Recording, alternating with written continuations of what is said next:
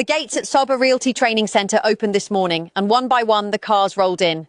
Miles Lewis Skelly, Riccardo Calafiori, Christian Mosquera, Gabriel Jesus, Rice Nelson, Ben White, Jurrien Timber. 7 names, 7 different stories, all converging on the same training pitch on the same morning. This is the moment pre-season stops being a concept on a calendar and becomes something real. And right in the middle of it, one player delivered a single line that changes the entire complexion of Arsenal's summer. Ben White walked back into that building and said his knee is all good. That sentence matters more than it sounds like it should. Because just days earlier, William Saliba's injury with France had thrown Arsenal's defensive plans into chaos. A club that thought it had its centre-back department settled suddenly had a gap the size of a canyon. And now here is Ben White, fully fit, back in full training, and available to fill it. Let's be clear about what was actually on the line here.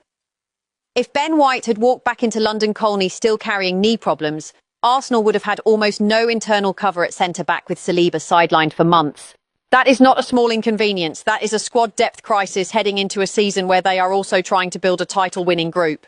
Every conversation about signing John Stones, about pursuing Ezri Konsa, about assessing Maxence Lacroix, all of that gets more urgent, more expensive and more rushed if White is not fit. Before we go further, if you want the kind of analysis that actually separates confirmed fact from transfer noise, hit that subscribe button. This channel is built on giving you the full picture, not just headlines. Now let's break down exactly what is happening piece by piece. Let's start with what was posted directly from the club itself. The official account confirmed that the Arsenal squad returned to Sober Realty Training Centre this morning for pre-season training. The players named as part of that group were Miles Lewis Skelly, Riccardo Calafiori, Christian Mosquera, Gabriel Jesus, Rice Nelson, Ben White and Jurrien Timber. Here is my read on that list. This is not the full squad.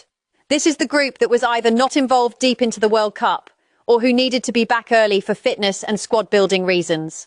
Calafiori and Mosquera returning together tells me the centre-back and full-back planning is already underway on the training pitch, not just in the boardroom. And Gabriel Jesus being back this early after the injury concerns he has carried is worth watching closely over the coming weeks. Next, a separate account delivered what was framed as breaking news. Jurrien Timber will be fit for the start of pre-season, with Arsenal's first game coming up against Girona on August the 1st. This is a genuinely important marker. It gives us a fixed date. August the 1st is now the checkpoint everyone should be watching. If Timber is out there against Girona, the club's timeline has held. If he is not, then whatever issue he has been managing has taken longer than expected. That leads directly into the next piece of information, which slightly complicates the picture. According to a report, after returning to team training, Ben White said his knee is, in his own words, all good and is back in training with the team. In that same report, Jurrien Timber is described as hoping to be back soon after recovering from a groin issue. Notice the contrast here. White is described as already back in full training. Timber is described as hoping to be back soon. Those are 2 different stages of recovery, even though the earlier post promised Timber would be ready by August the 1st. My analysis is simple. Timber is on track, but he is not yet fully training with the group, at least not as of this report. That is not alarming on its own, but it is a detail worth tracking rather than assuming away. Now we move into a different part of the story entirely, the outgoing business. According to information relayed from a source, Fabio Vieira and Gabriel Jesus are not currently at the top of other clubs' lists, and as a result, any departures involving them are more likely to happen in August, as clubs work through their own list of alternatives first. There is also said to be pressure building on sporting director Andrea Berta to secure good deals for players who are on their way out. This tells us something important about how this window is likely to unfold.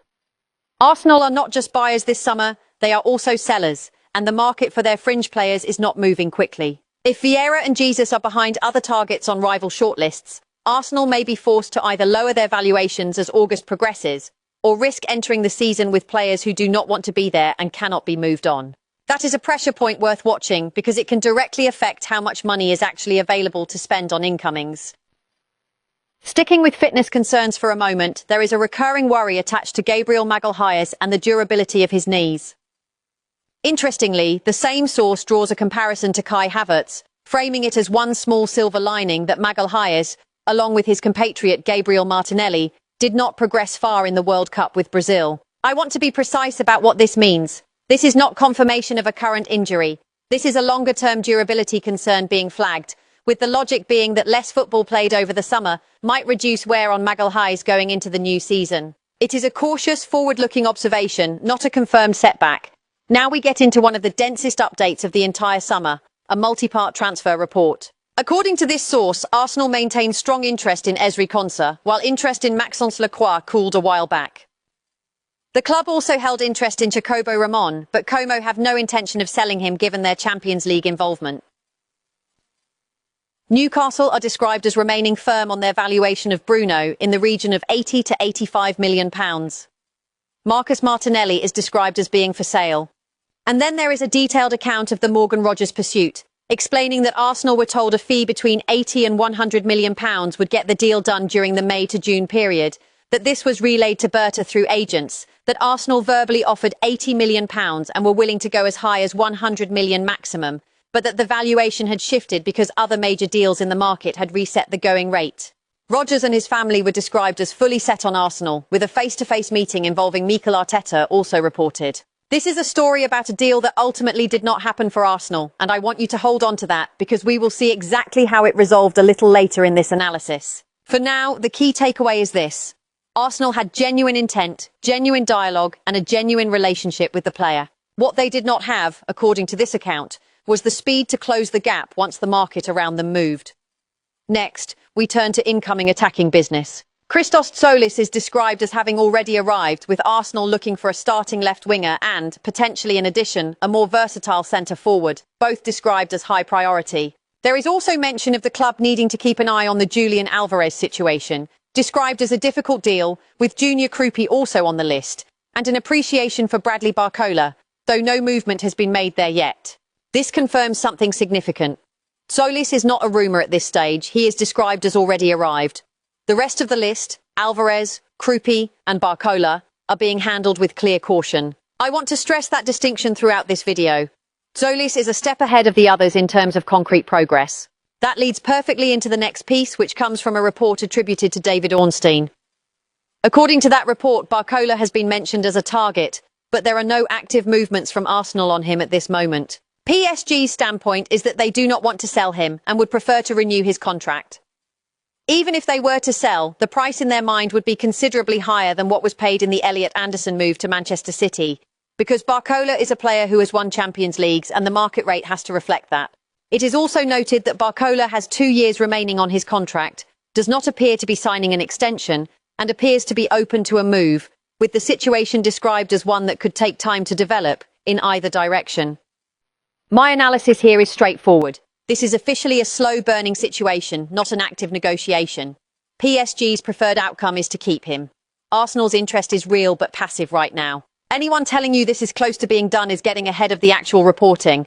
Now here is where the Andrea Berta storyline becomes genuinely uncomfortable. According to a separate report, Berta's approach is described as liking to spin multiple deals to the point of near fruition before finally committing to a bid. In the Morgan Rogers case, it is said Arsenal took weeks to get to the point of actually making a bid, while Chelsea were far more decisive, communicating clearly that they wanted the player and would pay what it takes, and that players respond well to that kind of clarity. The same report also describes Arsenal haggling over a young player, Jeremy Monga, which opened the door for Manchester City to step in, with Enzo Maresca personally calling the player, and City ultimately winning the deal by a margin of only £3 to £4 million.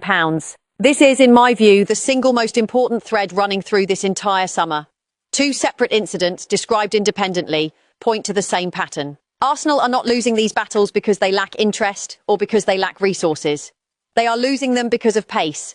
Weeks of positioning versus days of decisive commitment. Rogers went to Chelsea, Monga went to Manchester City. 2 different positions, 2 different age groups, 1 repeating theme. Moving to the defensive rebuild directly caused by Saliba's injury, according to a further report, there is definite pressure building to sign a defender, and Arsenal are understood to be assessing 2 separate options. The first is a direct centre-back replacement with 3 names under consideration: John Stones, Maxence Lacroix and Ezri Konsa. Stones is described as a free agent, while Lacroix and Konsa would need to be signed from Crystal Palace and Aston Villa respectively, who would ask for significant fees. The second option is a versatile fullback capable of playing on either side, driven by the need created on the right by Saliba's absence, while there is also said to be a hope to strengthen the left-hand side. This tells us Arsenal are not locking themselves into one single solution. They are keeping multiple pathways open, a specialist centre-back or a flexible full-back who can cover more than one problem at once. Given what we now know about Berta's tendency to take his time before committing, the timeline on this decision is worth watching closely, because slow decision-making on a defensive crisis is a much bigger risk than slow decision-making on an attacking upgrade. Now, a fresh name enters the conversation. According to a further update, Arsenal have made fresh contact over Nico Williams, aged 24, with the player once again firmly back on their shortlist. Andrea Berta has held discussions around Williams as Arsenal begin exploring whether a deal is realistic this summer. His contract is said to include a release clause worth around £77 million. Spanish sources are said to have indicated that the Premier League would appeal to Williams, with Arsenal viewed as an attractive destination should he decide to leave Athletic Bilbao. I want to flag this clearly as an early-stage story. Fresh contact and renewed interest is not the same as an agreement or even an active negotiation. But the presence of a fixed release clause figure is significant because it gives Arsenal a known target number rather than an open-ended negotiation, which, given everything we have just discussed about Berta's pace of business, could actually work in their favour this time. Back to the confirmed business now. According to a further update, Christos Tzolis will be in London to finalise his move to Arsenal, with an announcement possible as early as Wednesday if everything goes to plan. This lines up directly with the earlier report that he had already arrived. At this point, Tzolis should be considered the most advanced and most likely completed piece of Arsenal's transfer business this summer. Next, we go to a report attributed to Fabrizio Romano covering the situation of Yan Diomande, aged 19. According to that report, Paris Saint-Germain have a verbal agreement on contract terms with the player, but do not yet have an agreement with RB Leipzig. It is said that more clubs have been calling on a daily basis to understand whether they can enter the deal, and that Arsenal did this over recent days, with more clubs also calling behind the scenes. It is now on Paris Saint-Germain to close the story. In the same report, it is confirmed that Arsenal had an agreement closed with Rodgers on personal terms, but they waited, and another club arrived to take the deal. That final line closes the loop on everything we discussed earlier. Arsenal's interest in Morgan Rodgers was real, the relationship was strong, personal terms were close, but the waiting cost them the player. As for Diomande, Arsenal's involvement here is described only as making calls to understand their options, not as an active negotiation, and Paris Saint-Germain are the club actually working toward an agreement with Leipzig. Continuing on the attacking rebuild, according to a report attributed to David Ornstein, when asked whether Arsenal would sign a top player as an alternative to Rodgers, the response was that it would be expected, because the club is in the market for a genuinely high-level performer capable of taking them to the next level. The situation with Julian Alvarez is described as needing close attention, called the dream target for Mikel Arteta, with the word from Atletico Madrid being that they intend to keep him, but that if any opening appears, Arsenal will try to walk through that door. This confirms Alvarez sits above every other attacking name in terms of ambition, but also above every other name in terms of difficulty. Atletico Madrid's position is described as holding firm. Arsenal's posture is opportunistic rather than active. And finally, before we move to the wider articles, one more detail on the Rodgers pursuit that adds real emotional weight to the story. According to a report, Bukayo Saka and Declan Rice were personally part of a charm offensive to convince Morgan Rodgers to join Arsenal, with Martin Odegaard also speaking to the player, and sources close to Rodgers confirming that Mikel Arteta spoke with him directly. Arsenal came away from those discussions with the impression they were his preferred choice. During those conversations, Rodgers received the impression he would primarily be used as a left winger rather than a number 10, and this was not described as a deal-breaker for him. Think about what that tells us. This was not a passive pursuit. Arsenal used their captain, their new record signing in Rice, and their most senior technical figures to try to land this player. And by every account here, it worked, right up until speed of execution let them down. That is arguably the most telling storyline of Arsenal's entire summer so far, not a lack of ambition, but a gap between ambition and urgency. Now let's move into the wider picture, starting with the situation involving Bradley Barcola directly following the Rodgers outcome. With Morgan Rodgers now set for Chelsea, Arsenal are turning their attention to Barcola as a possible left-sided solution. The issue is that Paris Saint-Germain are expected to demand even more than what Chelsea are paying for Rodgers, which puts Arsenal in a strikingly similar position to the one they just walked away from. At 23 years old, with League One and international experience already behind him, Barcola represents real upside. But Arsenal's need to strengthen the left side of the pitch is now undeniable, especially given how much the team's standard drops whenever Bukayo Saka is unavailable on the opposite flank. My analysis on this one is blunt. Arsenal cannot afford to repeat the exact same mistake twice in one summer. If the lesson from Rodgers was that hesitation costs you the player, then the Barcola situation is the test of whether that lesson has actually been learned. Now to the Declan Rice workload story, and this is one of the most concerning pieces of information in this entire analysis. Across the season, Rice played 4,164 minutes for Arsenal domestically, second only to David Raya's 4,620 minutes, and more than any other Arsenal player. When you add his international minutes on top of that club total, his combined figure rises to 5,394 minutes for the year. No other outfield Arsenal player crossed even 4,000 minutes across the same season. Here is why this matters beyond just a number on a page. Arsenal have already made the decision to give Rice an extended break, meaning he will return to training later than the majority of his teammates. That is the club acknowledging the risk directly. But an extended summer break does not erase an entire season of accumulated physical strain. My reading of this is that Arsenal's medical and performance staff are now facing one of the most important assignments of the entire year, managing a player who is arguably first name on the team sheet, while protecting him from the very real risk of fatigue-related decline or injury once the season begins. And that brings us to where this all started, back at the training centre itself. Most of the Arsenal squad were back at London Colney today, with the notable exceptions of players who went deep into the World Cup, including Rice and Saka, while Mikel Merino, David Raya and Martin Zubimendi all return as World Cup winners with Spain. Loan players from last season, including Fabio Vieira and Reiss Nelson, were also present, alongside members of the club's injured contingent checking in. Amid all of that, Ben White delivered the news that ties this entire story together. He confirmed he has been training every day, that his knee is all good, and that he started training with the rest of the team last week. Given that Saliba is set to miss a significant period of the season, White's versatility, his ability to play right back, centre back, and even in midfield if required, positions him as an immediate internal solution. Arsenal are still scouring the market for short-term defensive options, including John Stones, but simply trusting White to step into the centre of defence while directing spending elsewhere could end up being the most financially efficient decision the club makes all summer. So here is where everything stands. Ben White is fit, and that single fact takes real pressure off an urgent defensive problem. Jurrien Timber is progressing but not yet confirmed as fully back in group training. Christos Tzolis is the most advanced incoming deal, with a possible announcement imminent. Morgan Rogers is gone to Chelsea, lost through hesitation rather than lack of effort. Bradley Barcola is the next big decision, and it is one Arsenal cannot afford to get wrong in the same way twice. Julian Alvarez remains the dream, but a distant one. Nico Williams and Yan Diomande are both still in the early stages of genuine interest. And running underneath every single one of these stories is the same quiet warning that Andrea Berta's measured, patient style of negotiation has already cost this club one of its top targets, and possibly a rising young talent as well.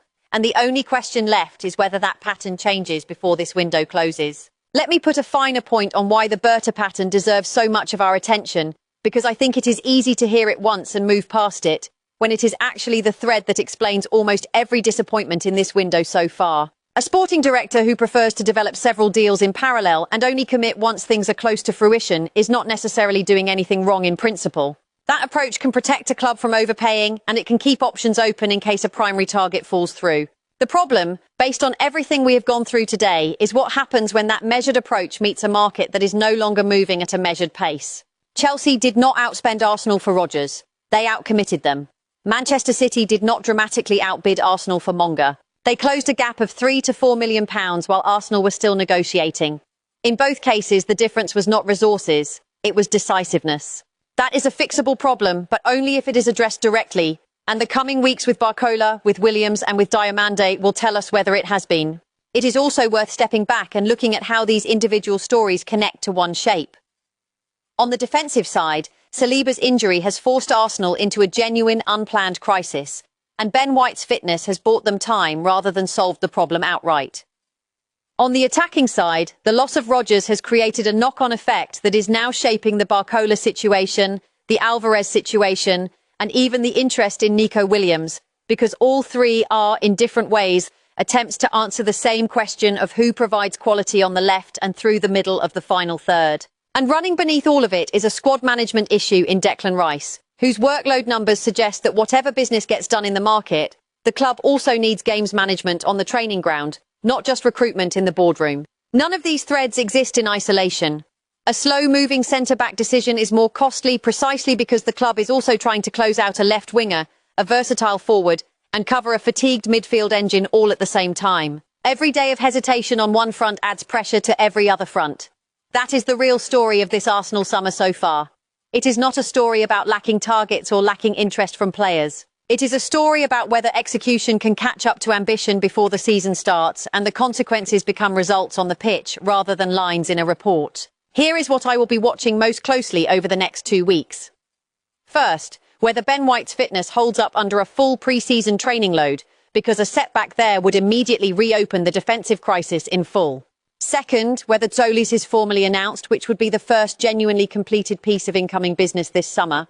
Third, whether Arsenal move with actual speed on Barcola, or whether we hear the same story we heard with Rodgers. Genuine interest, genuine appreciation, but no bid until it is too late. And fourth, how Rice is reintegrated when he does return, because a club that has openly acknowledged his workload risk needs to show that acknowledgement through actual management, not just words. That is the full picture, built entirely from confirmed reporting and separated clearly from speculation. If you want this level of breakdown every single time transfer news breaks, make sure you are subscribed, because this window is only going to get more intense from here.